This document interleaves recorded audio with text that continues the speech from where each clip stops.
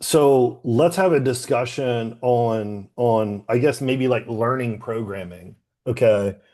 Because we now like mentor and work with so many people through Absolute, right? That it's interesting to see like I can speak where I was at, like when you were teaching me soft tissue, like you were much further ahead than I was. And so you could see the gap. You know what I mean? Like Hmm. you were here and I was here, but I couldn't. I knew that there was a gap, but you could see the gap and you knew how to take me, higher, if that Hmm. makes sense. Hmm. Okay.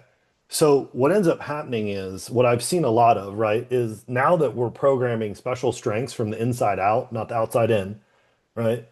Why is that? Because like special strengths was a concept that never got like it essentially was left on life support when the Soviet Union collapsed, right? Hmm. They had like a definition of external special strengths.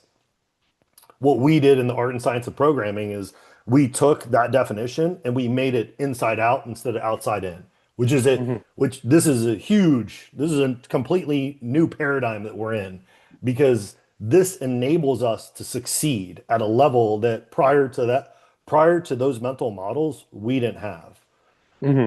Hmm. But what ends up happening is because people get frustrated, right? Like when we're mentoring these people and we're doing like all these consults, right? And we're working with different organizations, they get frustrated. Oh, I did this wrong or I did that wrong.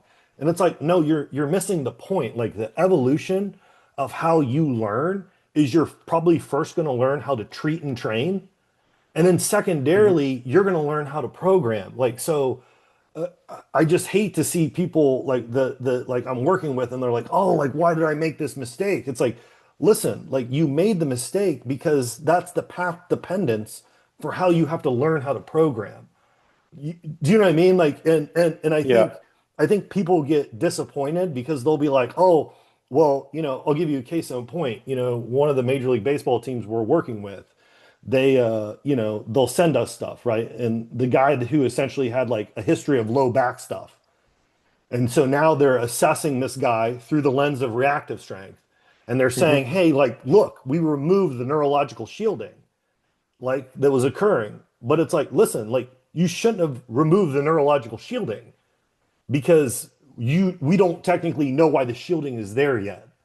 Hmm. Does this make sense? And they go, "Oh, Yeah. well, fuck, I thought this is what I was supposed to be doing." And it's like, well, hold on. This is like a learning moment. So like let's think about this. Like you now know about neurological shielding. You're now assessing through the lens of reactive strength. And now what you're figuring out that hey, joint function and reactive strength are entangled and maybe if you remove if you normalize joint function within the lumbar spine, the shielding takes care of itself instead like I know you see this all the time because we work with so many low back Hmm. individuals, especially in high performance. But I think what I want to kind of like position you to discuss is just like to not get disappointed, to understand that like we are now discussing programming and not training, and that like you're going to make. I don't even want to say it's a mistake because it's not a mistake. That's how the process of learning occurs.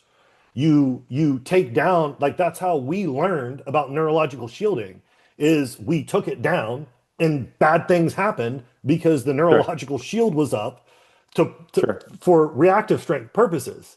So like we learned like everybody thinks that like we know everything. It's like listen, we're that's why we have the conjugate edge. We're on the edge of what we know.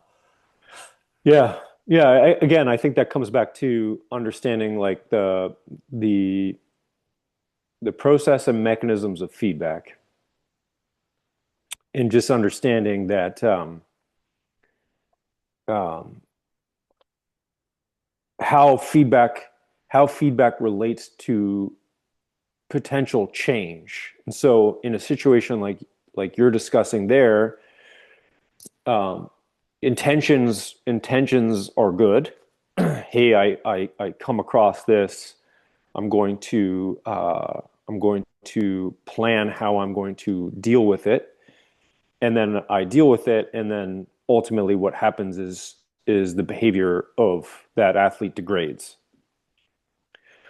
Well, if you look at it in isolation and you say, "Well, damn, I messed that up," then you're going to deal with the fact that you messed that up. But if you look at it simply from a feedback perspective, which is I think the only way we should look at it, is you look at it and say, well, ultimately the feedback loop there is telling me that what I did is technically in, maybe wasn't the appropriate thing I should have done.